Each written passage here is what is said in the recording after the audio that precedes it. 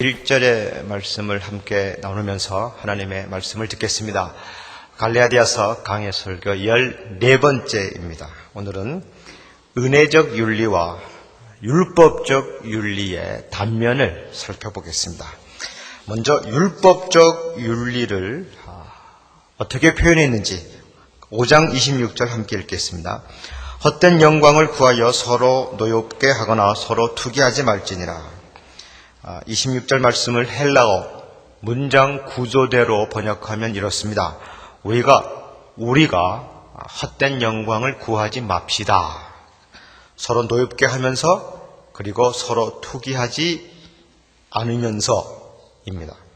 몇 가지 포인트를 주목하죠. 첫째는 우리가 하지 맙시다. 권고형입니다. 바울이 갈라디아 교인들을 포용하면서 그리고 자신을 갈라디아 교인들과 일치시키면서 하는 권고죠. 우리가 이렇게 하지 맙시다고 말입니다. 왜 이런 권고를 할까요? 왜냐하면 복음을 알고 은혜를 알고 그래서 성령을 따라 사는 사람들이 빠지기 쉬운 함정에 대하여 경고하기 때문입니다. 그러면서 권면하는 거죠. 복음으로 시작했다가 율법으로 다시 돌아가기 쉽죠.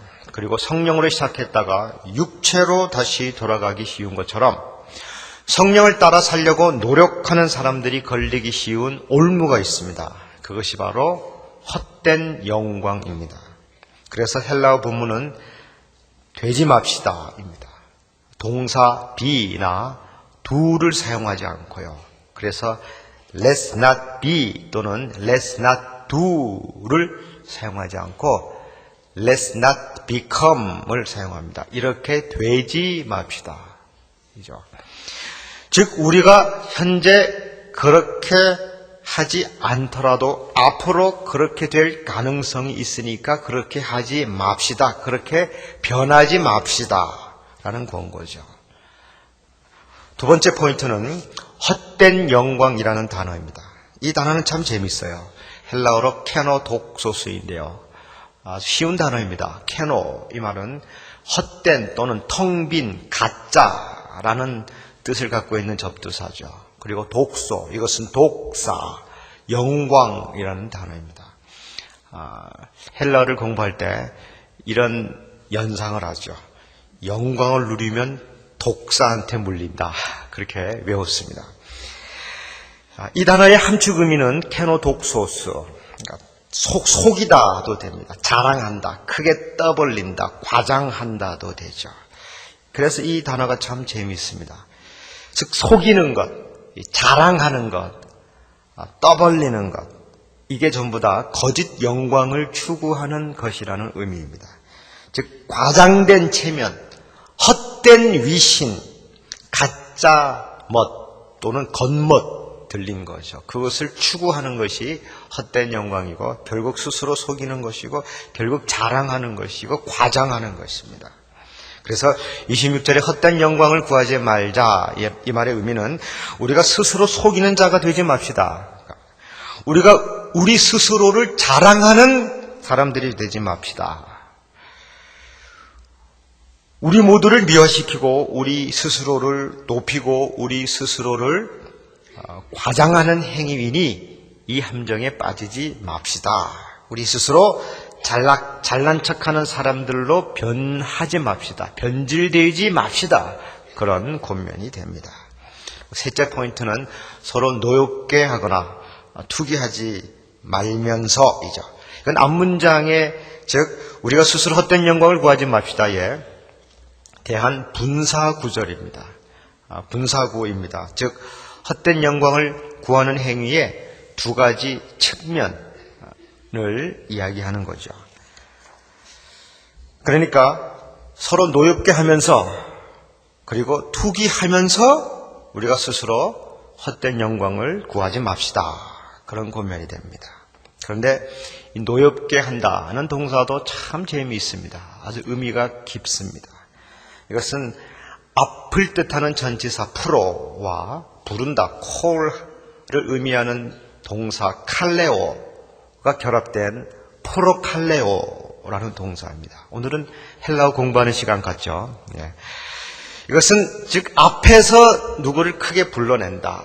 앞으로 나오라고 큰 소리로 부른다는 뜻입니다. 그러니까 쉽게 이해할 수 있는 그림은요. 조교나 교관이 뒤에 앉아있는 병사들에게 너 앞으로 나와! 당신 앞으로 나와! 이렇게 부를 때 크게 부르면서 사용하는 단어가 되죠. 그래서 이 단어는 강제적으로 불러낸다, 또는 강요한다, 도전한다, 자극한다 그런 의미도 갖고 있습니다. 그래서 그렇게 번역한 다른 번역 성경들도 많이 있습니다. 이런 행동은 스스로 강하다고 생각하는 사람들이 빠지기 쉬운 함정입니다. 즉 내가 강하다고 생각할 때 여러 면에서 강한 사람들은 다른 약한 사람을 강요하거나 강제하거나 그래서 자극하거나 무시해서 그를 화나게 만들 수 있습니다. 그래서 노엽게 만든다는 의미입니다. 너는 왜 이런 것도 못하니? 너는 왜 이렇게 기본적인 것조차 알지 못하니? 실천하지 못하니? 바로 이런 자세가 포로칼레오가 되는 거죠. 바로 이것은 내가 스스로 강하다고 생각하는 사람들이 빠지기 쉬운 함정이 됩니다. 그런 사람들에게 권고하는 거죠. 그렇게 하지 말자. 두 번째는 서로 투기한다는 단어입니다. 이 말은 부러워한다는 거죠. 시기한다. 이것은 스스로 약하다고 생각하는 사람들이 빠지기 쉬운 함정입니다. 내가 약하다고 생각하면 다른 사람을, 즉 강한 사람을 부러워하고요. 그래서 시기하게 되고요. 시기가 더 발전하면 투기하고, 그래서 모함하고 공격하게 됩니다. 이런 행위는 모두 율법적 신앙, 율법적 사고, 율법적 윤리의 단면들입니다. 율법적으로 생각하고 느끼는 사람들은요, 자기가 다른 사람보다 옳거나 또는 다른 사람보다 강하다고 생각하면 약한 다른 사람을 무시하고요, 정죄하고 또 어떤 윤리적 행위를 강제하게 됩니다. 그리고 너는 왜 이런 것도 못해? 이런 기본적인 것도 실천하지 못해. 이것은 기본이야. 이런 것은 쉬운 거야. 꼭 해. 이렇게 강제하게 됩니다. 이것을 도전하게 되고 그래서 노엽게 만드는 것입니다. 율법적으로 사는 사람들, 율법적으로 생각하는 사람들은 또 내가 다른 사람보다 약하다고 생각하면요, 다른 강한 사람을 부러워하게 되고 시기하게 되고 결국 모함하고 증오하기에 이르게 됩니다. 결국 나를 자학하거나 나를 비하하게 되는 거죠. 이것이 모두 헛된 영광입니다. 헛된 영광을 추구하는 거죠. 스스로 자랑하고 떠벌리는 것, 스스로 속이는 것입니다. 스스로 탐욕이라는 우물에, 자기의라는 우물에 빠지는 것이죠. 이렇게 하지 말자는 것입니다. 사랑하는 성도 여러분, 내가 강하다고 생각한다면 다른 사람을 얕보거나 다른 사람을 무시하거나 또는 어떤 것을 강요하지 말아야 됩니다. 내가 이것을 한다고 다른 사람에게도 강요하지 마십시오. 내가 옳다고 생각하면 다른 사람을 비판하거나 정죄하거나 비난하지 말아야 합니다. 이렇게 하는 것은 내가 강하고 내가 옳다는 것을 자랑하는 것이고요. 그래서 다른 사람들이 나를 칭찬해 주기를 기대하는 마음입니다. 이것은 스스로 속이는 행위죠. 이것은 내 안에 자기의, self-righteousness, 자기의가 숨어 있다는 증거입니다. 내가 왜 다른 사람을 비판합니까? 다른 사람이 나는 그렇지 않을 것이라고 생각해 주기를 원하는 거죠. 내가 다른 사람을 비판할 때 말입니다. 또 내가 다른 사람을 정죄할 때 다른 사람이 나는 그렇지 않을 것이라고 생각해 주기를 기대하는 마음이죠. 다른 사람을 정죄하고 비판할 때 나는 그렇지 않다. 즉 나의 의를 드러내는 행위죠. 그룹이 모여서 함께 누군가를 비난하거나 또 무엇인가를 집단적으로 비판할 때도 공격하고 정죄하는 행위도 다 마찬가지입니다. 이것은 모두 자기의라는 교만과 탐욕이 있기 때문입니다. 또 사랑하는 성도 여러분, 여러분이 만약에 다른 사람보다 약하다고 생각하면요, 어떤 면에서 부족하다고 생각하면 강한 사람을 부러워하거나 시기하지 마십시오.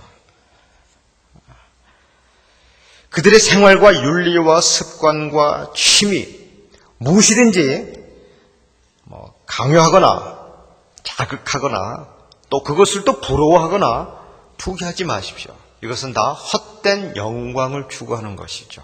이것은 우리가 그만큼 율법적 사고에 젖어 있다는 것입니다. 5장 26절을 다시 읽겠습니다. 참 중요합니다. 헛된 영광을 구하여 서로 노엽게 하거나 서로 투기하지 말지니라. 이것이 율법적 사고, 율법적 감정, 율법적 언어 생활입니다.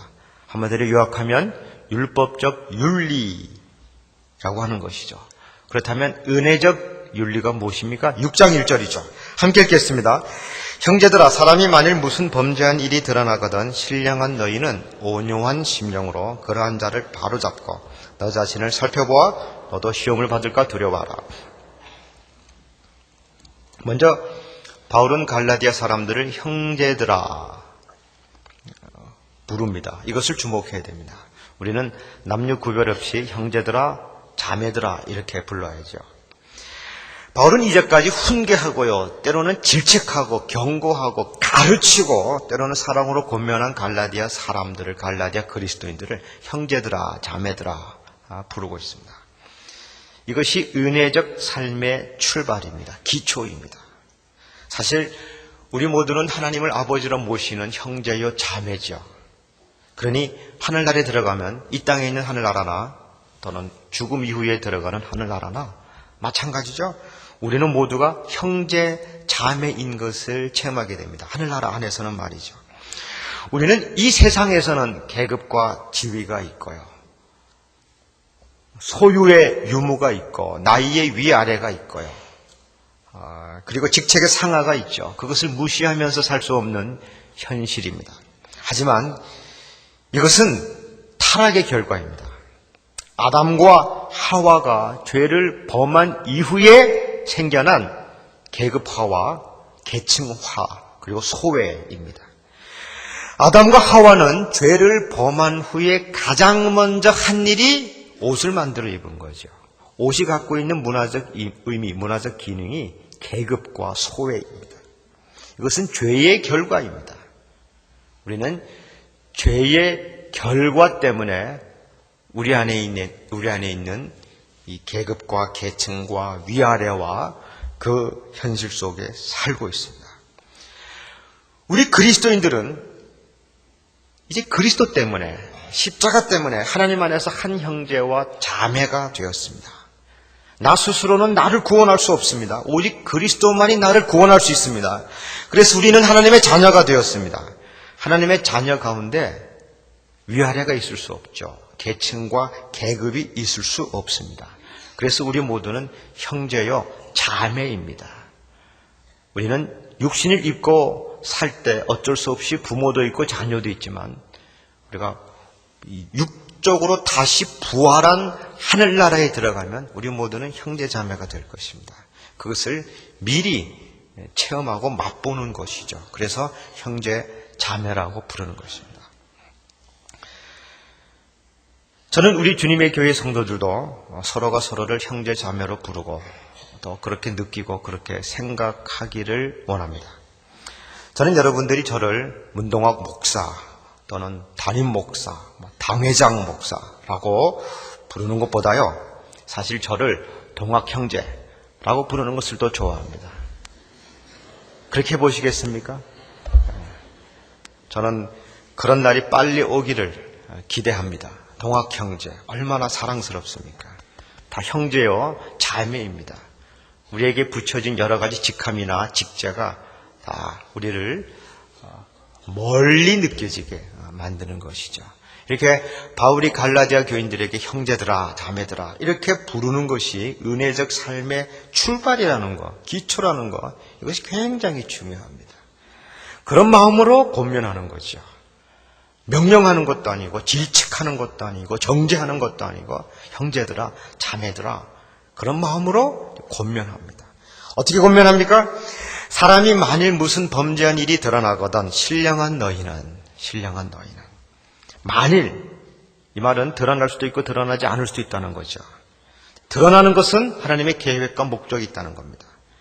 바로 다른 사람의 범죄한 사실이 드러날 때 바로 그때가 내가 율법적인가 은혜적인가 구별할 수 있는 시험을 치르는 시간입니다.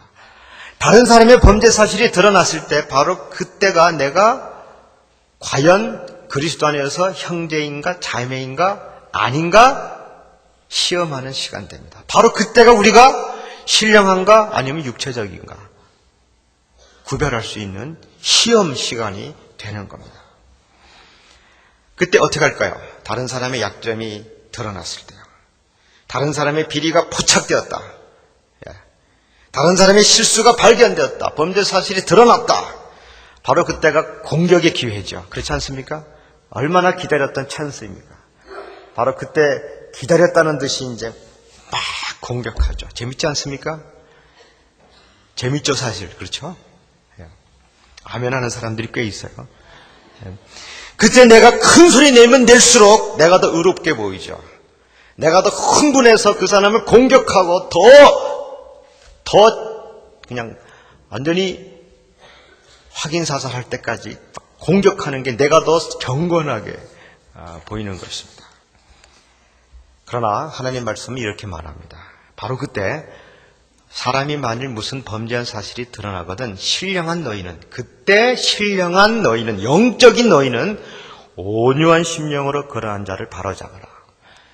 여기서 바로잡아라 이 단어가 참 중요합니다. 사실 바로잡아라라고 번역했기 때문에 오해의 가능성이 있는데요. 이 단어는 카타르티조인데요.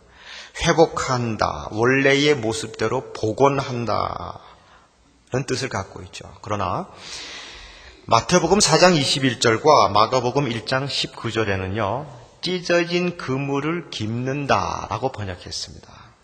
이 번역이 이 단어를 이해하는데 결정적으로 중요합니다.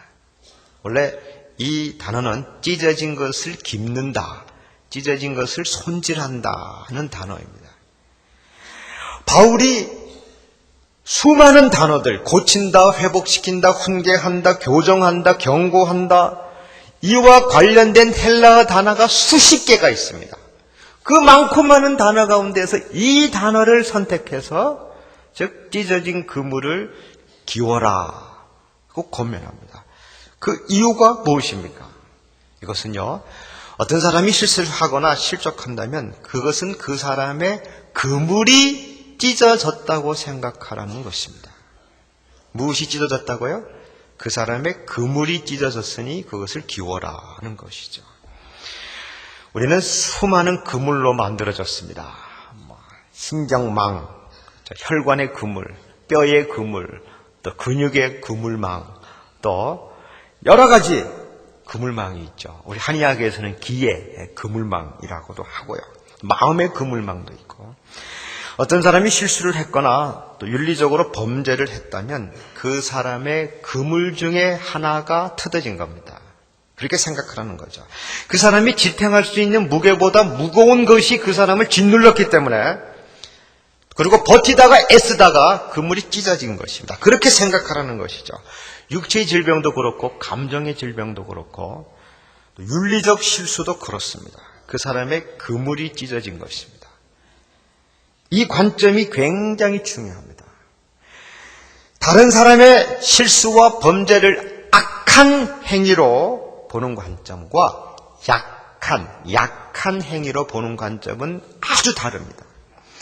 다른 사람이 악하기 때문에 그 실수, 그 범죄를 범했다라고 생각한다면 그 이면에는 나는 의롭다, 나는 선하기 때문에 그런 실수, 그런 범죄를 범하지 않는다는 숨은 의도가 있습니다.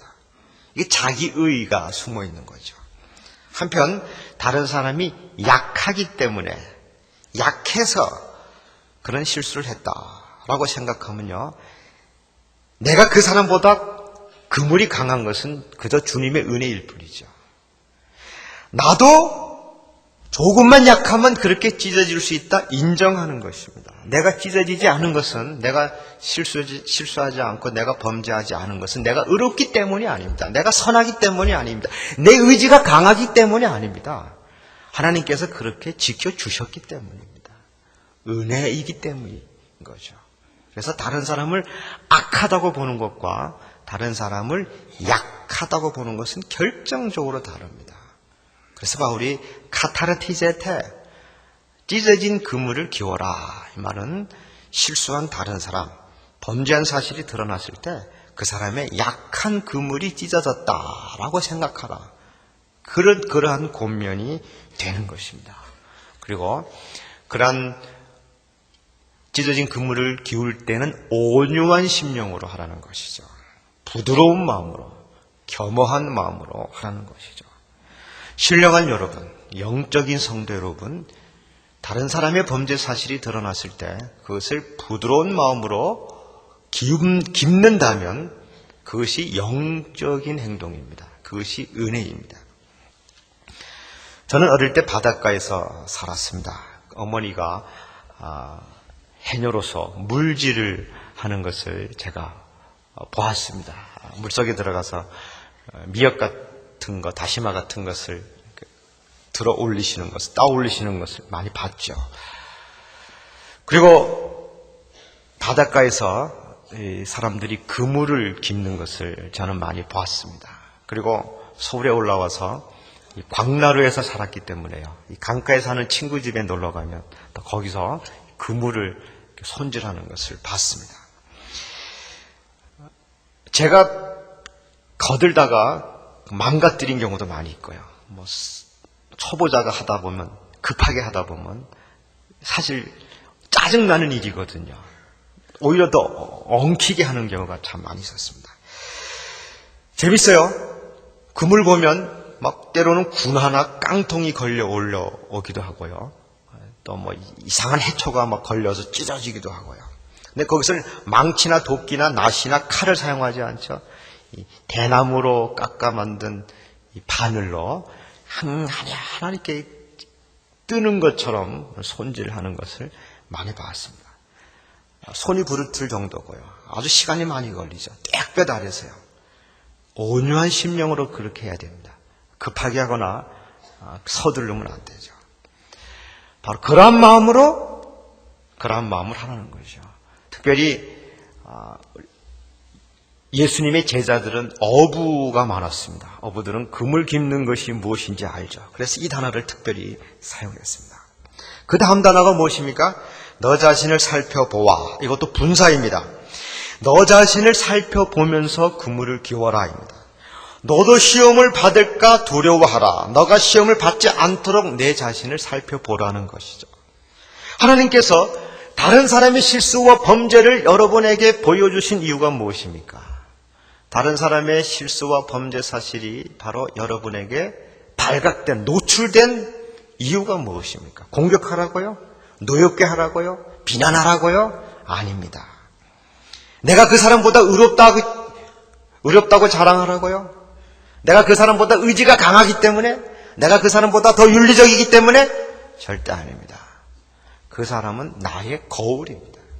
하나님께서 그 사람을 보고 나를 보라고, 그 사람과 내가 다르지 않다는 것을 알게 하시기 위하여, 나도 바로 똑같은 죄를 범할 수 있다는 것을 알게 하시기 위하여 하나님께서 그것을 드러나게 하시는 겁니다. 그렇기 때문에 다른 사람의 범죄한 사실을 보게 되면 나 자신을 살펴보고 나도 그런 죄를 범할 수 있다 생각하시고 그 사람을 온유한 심령으로 찢어진 그물을 깁는 마음으로 치료하고 회복하고 격려하고 돌보라, 그런 마음이 되는 것입니다. 하나님께서 그래서 다른 사람의 실수를 우리에게 보여주시는 겁니다. 우리는 모두 죄인입니다. 우리는 스스로 하나님 앞에 갈 수도 없고요. 우리 스스로 우리가 의로워질 수도 없습니다. 스스로 의로워질 수 있다고 생각하면 그것은 신앙이 아니고 윤리와 도덕을 믿고 있는 것이죠. 그리스도께서 우리의 죄값이 되셨습니다. 그리스도께서 우리의 구원의 희생양이 되셨습니다. 우리는 십자가의 능력으로 하나님의 자녀가 되었죠. 우리는 스스로 의로워질 수도 없고요. 스스로 선할 수도 없고 스스로 강해질 수 없습니다. 내가 이렇게 사는 것, 내가 하나님의 자녀로서 이렇게 하나님의 뜻대로 살려고 노력하는 것, 내가 이렇게 예배하고 찬송하고 기도하고 이 정도도 하나님께서 나에게 은혜를 베풀어 주셨기 때문입니다. 하나님께서 나에게 그렇게 할 수 있게끔 해 주셨기 때문이죠. 내가 잘나서 아니고요. 내가 의로워서 아니고 내가 경건해서 아니고 내 의지가 강해서가 아니고요. 은혜입니다. 은혜라는 것을 알아야 됩니다. 그렇기 때문에 다른 사람이 실수하면 나도 저렇게 실수할 수 있구나. 내가 실수하는 것은 하나님의 은혜다. 그런 마음을 가지라는 거죠. 이것이 은혜로 사는 삶이 됩니다. 사랑하는 성도 여러분, 우리 주님의 교회는 이렇게 은혜로 사는 교회가 되기를 원합니다. 여러분 모두 이렇게 은혜로 사는 그리스도인이 되시기를 바랍니다. 은혜로 사십시다. 다른 사람의 약점을 발견했을 때 그 사람을 정죄하고 비판하는 것은 그 사람을 향해서 화살을 쏘는 것입니다. 한 사람이 화살을 쏘든지 또는 여러 사람이 한 사람에게 화살을 쏘든지 마찬가지입니다. 그런 행동은 화살이 그 사람의 심장에 박히는 것을 보고 즐거워하는 행동입니다. 그런 행동은 화살이 꽂혀 피가 흘러내리는 것을 보고 기뻐하는 행동입니다. 바로 이것은요, 예수님을 십자가에 못 박으라고 부르짖는 제사장과 같은 행동입니다. 바로 그것은 예수님을 십자가에 못 박고 채찍질하는 로마 병정과 같은 행동입니다. 사실 우리는 지금도 누군가를 향하여 화살을 계속 쏘고 있습니다. 그런데 우리가 쏘는 화살은 모두 주님께로 날아갑니다. 주님은 지금도 화살을 맞고 계십니다. 우리가 쏘는 화살, 우리가 집단적으로 쏘는 화살, 그런 화살은 모두 주님께로 날아갑니다. 주님께서 그것을 다 맞으시고 또 받으십니다. 주님은 지금도 화살을 맞으시면서 찢어진 우리를 치료하고 계십니다. 주님은 피를 흘리시면서도 찢어진 우리의 그물을 깁고 계십니다. 우리도 주님처럼 다른 사람의 범죄 사실이 드러나거든 온유한 심령으로 그 사람을 기워야 할 것입니다. 나 자신을 살펴보고요. 나도 그런 죄를 범할까 두려워하고요. 그것이 은혜로 사는 것입니다. 주님의 은혜로 사는 것입니다. 내가 나를 의롭게 변화시키는 것이 아니고 주께서 나를 그렇게 해주시기 때문에 산다는 고백과 인정입니다. 이 말씀대로 사람이 만일 무슨 범죄한 일이 드러나거든 신령한 여러분들은 온유한 심령으로 그런 사람을 기워 주십시오.